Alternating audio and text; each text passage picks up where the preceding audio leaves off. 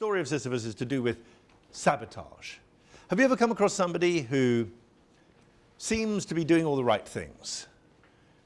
They have the right contacts, they seem to be really good at all this sales and marketing stuff, and they finally land the great job or the great deal. And they work at it. And just when it looks as if everything is going to work out, somehow they just fuck it all up and suddenly say, I don't know what happened. I don't know, God knows, it wasn't me, it was them.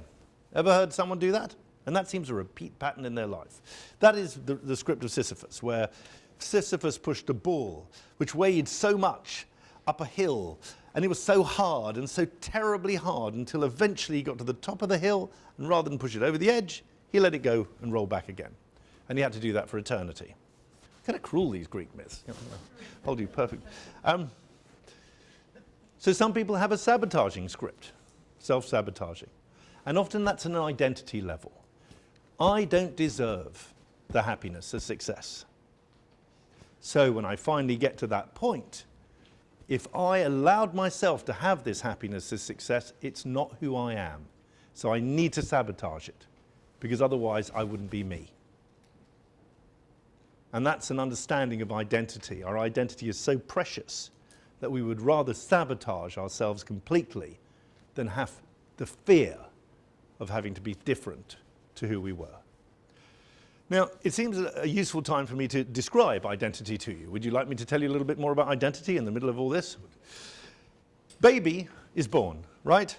Baby has not got its own identity yet. It is still, very disabled. It can barely move, can't see, can't understand anything, is overwhelmed by sensory experience. Baby is a pretty useless creature, right? And at some point, in the first 3 to 6 months of its life, it suddenly works out that it is not part of the mother anymore. And at that point, the baby will cry through the night, often because the mother's serotonin has I think it's serotonin, it might be another one, hormone women have, oxytocin, thank you, has cut out, and now mum has had enough of it and needs a good night's kip. Enough already of this. And that night, baby screams and yells and grabs a comfort blanket or a dummy or something and soothes itself and finally goes back to sleep. Parents say, thank God for that, we can finally get on with our life. But for baby, can be a really traumatic moment. Can be the worst night of their life. Because baby has worked out that they're alone, that they could die, that they are separate, and their identity is born in a state of huge anxiety and fear. Fear of death. I'm not able enough to feed myself, to take care of myself. These people have abandoned me. What do I need to do to survive? What do I need to do to get love? And when baby has that kind of thing happening, that's when their first birth, or second birth, if you like, takes place. It's the birth of the separate identity. Now, that separate identity is very fragile. And I think it's confusing to describe it. I think it has many, many different components to it. But one component is that sense of, how do I survive? Yeah? So that's why Sisyphus would let the ball drop down.